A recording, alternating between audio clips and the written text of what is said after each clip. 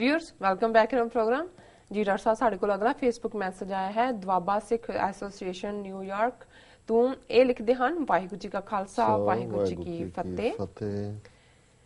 ਪੰਜਾਬ ਦੀ ਸਮੱਸਿਆ ਇਕੱਲੀ ਕਰਪਸ਼ਨ ਅਤੇ ਨਸ਼ਿਆਂ ਦੀ ਨਹੀਂ, ਇੱਥੇ 1947 ਤੋਂ ਲੈ ਕੇ ਹੁਣ ਤੱਕ ਬਹੁਤ ਮੋਰਚੇ ਲੱਗੇ। ਪੰਜਾਬੀਆਂ ਖਾਸ ਕਰਕੇ ਸਿੱਖਾਂ ਦੀਆਂ ਹੱਕਾਂ ਮੰਗਾਂ ਲਈ ਬਹੁਤ ਅੰਦੋਲਨ ਚੱਲੇ ਅਤੇ ਹਿੰਦੂ ਰਾਸ਼ਟਰਵਾਦੀ ਸਰਕਾਰ ਨੇ ਡੰਡੇ ਦੇ ਜ਼ੋਰ ਨਾਲ ਇਹਨਾਂ ਸ਼ਾਂਤਮਈ ਸੰਘਰਸ਼ ਨੂੰ ਦਬਾਉਣ ਦਾ ਯਤਨ ਕੀਤਾ। ਕੀ ਕੇਜਰੀਵਾਲ ਕੋਲ ਇਹਨਾਂ ਸਾਰੀਆਂ ਸਮੱਸਿਆਵਾਂ ਦਾ ਹੱਲ ਹੈ? ਨਹੀਂ ਨਹੀਂ ਨਹੀਂ। ਚਾਹੇ ਸਾਨੂੰ ਸਮਝ ਆ ਜਾਵੇ ਜਾਂ 10 ਸਾਲਾਂ ਨੂੰ ਜਾਂ ਹੋਰ ਕੁੱਟ ਖਾ ਕੇ 50 ਸਾਲਾਂ ਨੂੰ ਸਮਝ ਆਵੇ ਕਿ ਇਸ ਸਮੱਸਿਆ ਦਾ ਹੱਲ ਇਹ ਕਿ ਖਾਲਿਸਤਾਨ ਦੀ ਸਥਾਪਤੀ ਤੋਂ ਬਿਨਾਂ ਇਸ ਇਲਾਕੇ ਵਿੱਚ ਕਦੇ ਵੀ ਸਥਾਈ ਸ਼ਾਂਤੀ ਨਹੀਂ ਹੋ ਸਕਦੀ। ਖਾਲਿਸਤਾਨ ਦੀ ਪ੍ਰਾਪਤੀ ਤੋਂ ਬਿਨਾਂ ਹਿੰਦੁਸਤਾਨ ਵਿੱਚ ਸ੍ਰੀ ਗੁਰੂ ਗ੍ਰੰਥ ਸਾਹਿਬ ਜੀ ਦੀ ਬੇਅਦਬੀ ਨਹੀਂ ਰੋਕੀ ਜਾ ਸਕਦੀ। ਜਿਹੜਾ ਸਿੱਖ ਸ੍ਰੀ ਗੁਰੂ ਗ੍ਰੰਥ ਸਾਹਿਬ ਜੀ ਦੇ ਸਿਧਾਂਤਾਂ ਨੂੰ ਪਿੱਠ ਦੇ ਕੇ ਭਾਰਤ ਮਾਤਾ ਨੂੰ ਮੱਥਾ ਟੇਕੇ, ਗਾਂਧੀ ਨੂੰ ਬਾਪੂ ਕਹੇ, ਮੰਦਰਾਂ ਵਿੱਚ ਜਾ ਕੇ ਟਲ ਖੜਕਾਵੇ, ਤਿਲਕ ਲਾਵੇ ਅਤੇ ਸ਼ਿਵਲਿੰਗ ਦੀ ਪੂਜਾ ਕਰੇ, ਇਹੋ ਜਿਹੇ ਸਿੱਖ ਹਿੰਦੁਸਤਾਨ ਲਈ ਬਹੁਤ ਚੰਗੇ ਅਤੇ ਵਫਾਦਾਰ ਸਿੱਖ ਹਨ। ਜਿਹੜਾ ਸਿੱਖ ਕੇ ਧਰਮ ਜਾਵੇ ਤਾਂ ਜਾਵੇ, ਮੇਰੀ ਕੁਰਸੀ ਕਿਤੇ ਜਾਵੇ, ਉਹ ਹਿੰਦੁਸਤਾਨ ਲਈ ਚੰਗਾ ਸਿੱਖ ਹੈ। ਪਰ ਜਿਹੜਾ ਸਿੱਖ ਕੇ ਸਿਰ ਕੁਰਸੀ ਕਿਤੇ ਨਾ ਜਾਵੇ, ਉਹ ਹਿੰਦੁਸਤਾਨ ਲਈ ਚੰਗਾ ਸਿੱਖ ਹੈ। ਪਰ ਜਿਹੜਾ ਸਿੱਖ ਕੇ ਸਿਰ ਜਾਵੇ ਤਾਂ ਜਾਵੇ, ਮੇਰਾ ਸਿੱਖੀ ਸਿਦਕ ਨਾ ਜਾਵੇ, ਉਹ ਸਿੱਖ ਹਿੰਦੁਸਤਾਨ ਲਈ ਅੱਤਵਾਦੀ ਹੈ।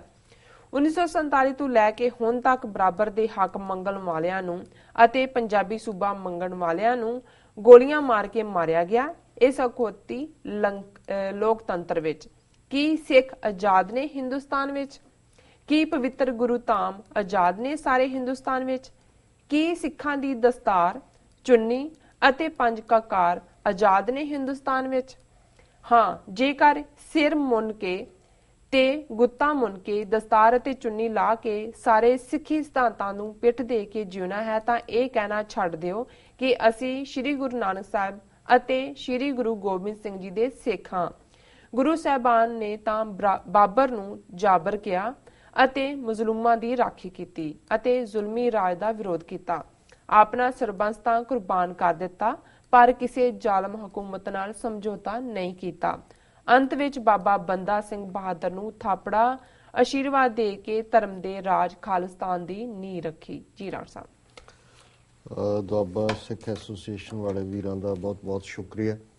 ਉਹਨਾਂ ਨੇ ਸਾਨੂੰ ਲਿਖਿਆ, ਇਹ ਬੜੇ ਸੋਲਿਡ ਸਿੰਘ ਨੇ ਔਰ ਬਿਲਕੁਲ ਕਲੀਅਰ ਕਾਨਸੈਪਟ ਨੇ। ਔਰ ਜਦੋਂ ਤੁਸੀਂ ਬਿਲਕੁਲ ਸਿਧਾਂਤਕ ਤੌਰ ਦੇ ਉੱਤੇ ਇਮਾਨਦਾਰੀ ਨਾਲ ਕਿਸੇ ਮਸਲੇ ਦੀ ਪੜਚੋਲ ਕਰੋਗੇ ਤੇ ਇਹੀ ਸਿੱਟਾ ਨਿਕਲੇਗਾ ਜਿਹੜਾ ਦੁਆਬਾ ਸਿੱਖ ਐਸੋਸੀਏਸ਼ਨ ਨੇ ਕੱਢੇ।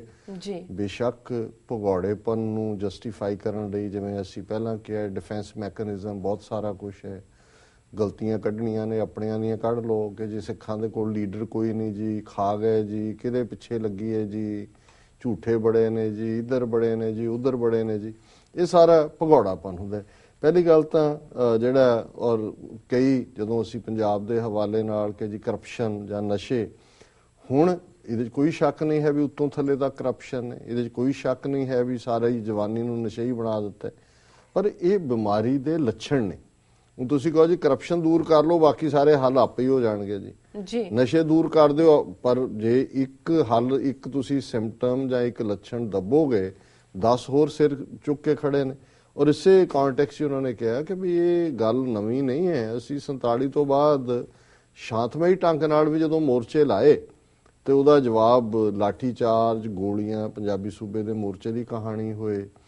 ਧਰਮ ਯੁੱਧ ਮੋਰਚੇ ਤੋਂ ਬਾਅਦ ਤਾਂ ਖੈਰ ਜੂਨ 84 ਵੇਲੇ ਘੱਲੂਘਾਰ ਆ ਜਾ, ਉਸ ਤੋਂ ਬਾਅਦ ਤਾਂ ਘੱਲੂਘਾਰਿਆਂ ਦੀ ਜਿਹੜੀ ਹੈ ਦਾਸਤਾਨ ਹੈ ਪਿਛਲੇ 31-32 ਸਾਲ ਦਾ ਇਤਿਹਾਸ। ਪਰ 47 ਤੋਂ 84 ਤੱਕ ਵੀ, ਔਰ ਅਸੀਂ ਪ੍ਰਤਾਪ ਸਿੰਘ ਕੈਰੋਂ ਦੀ ਗੁੰਡਾਗਰਦੀ ਦੀ ਗੱਲ ਕੀਤੀ ਸੀ ਕਿ ਕਿਵੇਂ ਨਹਿਰੂ ਨੇ ਉਹਨੂੰ ਖੁੱਲ੍ਹੀ ਛੁੱਟੀ ਦਿੱਤੀ ਸੀ ਕਿ ਵੀ ਇਹਨਾਂ ਨੂੰ ਸਬਕ ਸਿਖਾਓ, ਅਕਾਲੀਆਂ ਨੂੰ ਜੋ ਮਰਜ਼ੀ ਕਰੋ।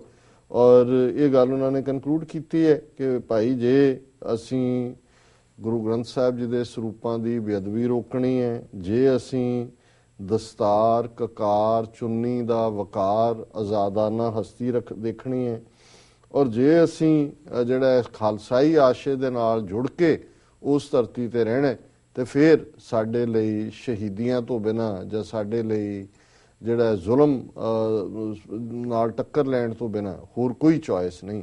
ਤੇ ਇਸ ਦੇ ਉਲਟ ਦੂਸਰੀ ਕੈਟਾਗਰੀ ਹੈ, ਔਰ ਅਕਸਰ ਜਦੋਂ ਸੰਤ ਪਿੰਡਰਾਂ ਵਾਲੇ ਮੰਜੀ ਸਾਹਿਬ ਦੇ ਦੀਵਾਨ ਹਾਲ 'ਚ ਧਾਰਨਾ ਲਵਾਉਂਦੇ ਸਨ ਕਿ ਜਿਹੜੀ ਗੱਲ ਅੱਜ ਵੀ, ਔਰ ਮੈਂ ਫਰੀਮੌਂਟ ਦੇ ਦੀਵਾਨ 'ਚ ਵੀ ਇਹ ਦੁਹਰਾਈ ਕਿ ਜਦੋਂ ਕਹਿੰਦੇ ਸੀ ਕਿ ਸਿਰ ਦਿੱਤਿਆਂ ਬਾਜ ਨਹੀਂ ਰਹਿਣਾ, ਧਰਮ ਸਿਰ ਦਿੱਤਿਆਂ ਬਾਜ ਨਹੀਂ ਰਹਿਣਾ। ਹੁਣ ਜੇ ਤੁਸੀਂ ਧਰਮ ਕਾਇਮ ਰੱਖਣਾ ਤੇ ਫਿਰ ਕੁਰਬਾਨੀ ਦਾ ਹੀ ਰਸਤਾ ਹੈ, ਹੋਰ ਕੋਈ ਚੋਇਸ ਨਹੀਂ। ਤੇ ਜੇ ਅੱਜ ਇੱਕ ਵੱਡੀ ਫਸਲ ਇਸ ਕਿਸਮ ਦੇ ਲੋਕਾਂ ਦੀ ਹਕੂਮਤ ਨੇ, ਏਜੰਸੀਆਂ ਨੇ ਇਹਨਾਂ ਦਹਾਕਿਆਂ 'ਚ ਖੜੀ ਕਰ ਦਿੱਤੀ ਹੈ ਜਿਨ੍ਹਾਂ ਦੇ ਲਈ ਧਰਮ, ਸਿਦਕ, ਆਪਣੇ ਲੋਕਾਂ ਦਾ ਇੰਟਰਸਟ ਕੋਈ ਨਹੀਂ ਹੈ, ਉਹਨਾਂ ਦਾ ਤਾਂ ਇਹ ਹੈ ਕਿ ਭਾਈ ਕੁਰਸੀ ਕਿਤੇ ਨਾ ਜਾਏ ਵੀ, ਇਸ ਦੇ ਲਈ ਉਹ ਕਿਸ ਹੱਦ ਤੱਕ ਵੀ ਡਿੱਗ ਜਾਂਦੇ ਨੇ। ਔਰ ਉਹਨਾਂ ਨੇ ਇਹ ਕਿਹਾ ਕਿ ਭਾਈ ਜੇ ਅਸੀਂ ਸਿੱਖ ਕੋ ਹੋਣਾ ਤੇ ਫਿਰ ਇਮਾਨਦਾਰੀ ਦੇ ਨਾਲ, ਜੇ ਸਾਡੇ ਗੁਰੂ ਨੇ ਬਾਬਰ ਨੂੰ ਜ਼ਾਬਰ ਕਹਿ ਕੇ ਚੈਲੰਜ ਕੀਤਾ, ਬਾਬਾ ਬੰਦਾ ਸਿੰਘ ਬਹਾਦਰ ਥਾਪੜਾ ਲੈ ਕੇ ਆਏ, ਧਰਤੀ ਦਾ ਖਮੀਰ ਬਦਲਿਆ, ਤੇ ਫਿਰ ਅੱਜ ਵੀ ਸਾਡੇ ਸਾਹਮਣੇ ਖਾਲਿਸਤਾਨ ਦੀ ਪ੍ਰਾਪਤੀ ਤੋਂ ਬਿਨਾ ਹੋਰ ਕੋਈ ਰਸਤਾ, ਕੋਈ ਹੋਰ ਚੋਇਸ, ਕੋਈ ਹੋਰ ਸਰਵਾਈਵਲ ਦਾ ਰਸਤਾ ਬਾਕੀ ਨਹੀਂ ਹੈ। ਸੋ ਅਸੀਂ ਇਹਨਾਂ ਦੇ ਵਿਚਾਰਾਂ ਨਾਲ ਪੂਰੀ ਸਹਿਮਤੀ ਦਾ ਪ੍ਰਗਟਾਵਾ ਕਰਦੇ ਹਾਂ ਔਰ ਦੁਆਬਾ ਸਿੱਖ ਐਸੋਸੀਏਸ਼ਨ ਦਾ ਸ਼ੁਕਰੀਆ ਵੀ ਅਦਾ ਕਰਦੇ ਹਾਂ ਕਿ ਉਹ ਆਪਣੇ ਸੀਮਤ ਸਾਧਨਾਂ ਨਾਲ ਵੀ ਇਸ ਜਾਗਰੂਕਤਾ ਨੂੰ ਕਾਇਮ ਰੱਖਣ ਦੇ ਲਈ ਐਕਟੀਵਿਟੀ ਕਰਦੇ ਰਹਿੰਦੇ ਨੇ। ਜੀ ਡਾਕਟਰ ਸਾਹਿਬ, ਇੱਥੇ ਲੈਣੇ ਆ ਬ੍ਰੇਕ। ਵਿਊਅਰਸ, ਤੁਸੀਂ ਕਿਤੇ ਨਹੀਂ ਜਾਣਾ, ਮਿਲਦੇ ਆ ਆਫਟਰ ਦਿਸ ਸ਼ਾਰਟ ਬ੍ਰੇਕ।